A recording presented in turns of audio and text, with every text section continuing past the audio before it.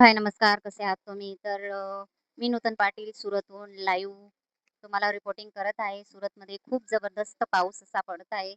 तरी सुरतचे लोकं बाहेर अजून निघत नाहीये. म्हणजे 2 दिवसाचा कंटिन्यू पाऊस चालू आहे आणि इथं सगळे जिकडे-तिकडे पाऊस-पाऊस खडखडणारे झरेसारखं वातावरण झालेलं आहे. तरी तुम्ही बघू शकता 2 दिवस सतत पाऊस चालू असल्या कारणाने इथं सगळे म्हणजे मोस्ट ऑफ जागेवर इथं पाणी भरलं गेलेलं आहे. आणि जिकडे उधना साईड आहे, उधना साईडला रेल्वे स्टेशन तिकडे खूप म्हणजे गुडघ्यापर्यंत पाणी हे जमलेलंच आहे. तुम्ही भरपूर ठिकाणी न्यूजवर किंवा Instagramवर बघू शकतात सुरत रिपोर्टला, की खूप जबरदस्त पाऊस आमच्याकडे चालू आहे. तरी पण आमची आशा सुटलेली नाही, तरी पण आम्ही व्हिडिओ बनवतोय. तर सांगायचं कारण म्हणजे कितीही आपल्याला संकटे आली तरी आपण व्हिडिओ बनवायचं सोडणार नाहीये. कारण आपण पहिलेच कमिटमेंट केली होती, की कंटिन्यू कितीही काहीही झालं तरी आपण डेली व्हिडिओ टाकणार आहेत 5 मिनिटाचा. त्याच्यामुळे आज माझा कितवा दिवस आहे? 4था दिवस आहे. ओके. तर आजचा टॉपिक काय घ्यायचा? तर तर व्हिडिओला कंटिन्यू करूया. कारण बाहेर पावसाचे थेंब मोबाईलवर पडत होते, त्याच्यामुळे बाहेर व्हिडिओ बनवू शकले नाही. तरी सांगायचं म्हटलं म्हणजे 2 दिवसापासून म्हणजे जिल्हाधिकारीची अ, नोटीस येऊन गेली आहे, की कोणीही बाहेर घराच्या बाहेर अतिआवश्यक काम असेल, तरच तुम्ही घराच्या बाहेर पडा, नाहीतर घराच्या बाहेर पडायचं नाहीये. इथं खाजगी काम करणारे लोकं घरी आहेत आणि ज्यांना जरूर आहे, म्हणजे ज्यांच्या याच्यामध्ये पाणी नाहीये अजून एवढा एरियामध्ये ते लोकं जात आहेत अजून पण. आणि मुलांची शाळा तर 2 दिवसापासून बंद आहे, ट्युशन बंद आहे. म्हणजे सगळी अ, म्हणजे असं म्हणू ना आपण दळणवळणाची सगळी सोय आता बंद आहे. कंटिन्युअसली आज पण तसाच पाऊस राहिला तर पुढे सांगता येत नाही. क्रिटिकल कंडिशन येऊ शकते. कारण आमचं जे एरिया येतो ना, आमचा एरिया थोडा म्हणजे हा भाग थोडा वरती येतो. आणि जो उधना साईडचा भाग आहे, तर उधना साईड हे आमचं तापीच्या अलीकडचं भाग आहे आणि तापीच्या पलीकडचा भाग तो खाली येतो.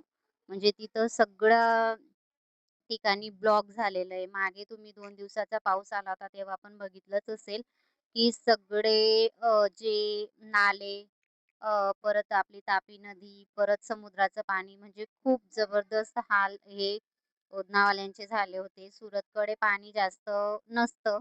कारण हा भाग म्हणजे थोडासा म्हणतो ना, तर ते त्या जागेपेक्षा म्हणजे त्याची पातळी थोडी वरती आहे. आणि नदी त्याच साईडला जाते ना, त्याच्यामुळे ते उधनावाल्यांचे खूप जबरदस्त हाल झाले होते. त्यातल्या त्यात ज्या आर्केड असतात म्हणजे जिथं मोठमोठे शॉपिंग सेंटर्स असतात, चांगले-चांगले हे बांधलेले असतात, गोडाउन्स असतात, त्यांच्यामध्ये सगळं पाणी भरलं गेलं होतं. आणि आजची स्थिती पण तशीच आहे. आजची स्थितीमध्ये पण सगळी ठिकाणी पाणी भरायचं चालू झालेलं आहे. म्हणजे मोस्ट ऑफ ठिकाणी जे आपण म्हणतो ना, गन्नाडे म्हणतो, मोठमोठ्या गटारी म्हणतो, कारखान्याचा एरिया आहे, तो सगळा ब्लॉक झालेला आहे आज पण. आणि जर असंच कंटिन्यू पाऊस येत राहिला ना, तर मग उद्या म्हणजे आमच्या मोबाईलमध्ये अलर्ट येऊन गेलेलं आहे. तर खूप जबरदस्त पाऊस म्हणजे आज खूप जबरदस्त पाऊस. म्हणजे मी जेव्हा सुरतमध्ये आलेली ना, त्याच्यानंतरचा हा पहिला पाऊस मी असा बघितलाय, की सतत म्हणजे सतत पाऊस तर याच्यामध्ये पडतच राहतो. ऑगस्ट महिन्यात म्हणून घ्या, श्रावणमध्ये तर सतत पाऊस पडत असतो.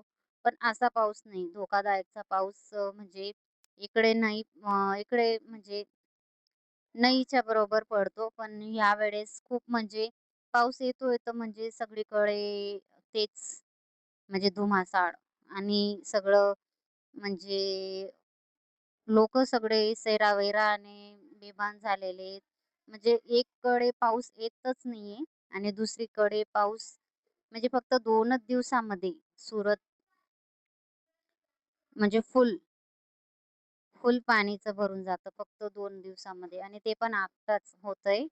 कारण एवढी जळ पातळी आणि 2च दिवसात वाढणे म्हणजे खूप रिस्की आहे. त्याच्यामुळे आम्ही तर सेफ आहेत आणि जसं पहिले झालेलं होतं त्याच्यापेक्षा आता थोडे लोकं समजदार झाले. म्हणजे 15-20 दिवस पहिले पण असंच झालेलं आणि आता पण असंच होतंय. पण तेव्हा खूप कंटिन्यू मोठा पाऊस होता आणि आता पण मोठा पाऊस रात्री होता. काल रात्री पाऊस मोठा होता आणि दिवसभर सतत पाणी चालूच आहे.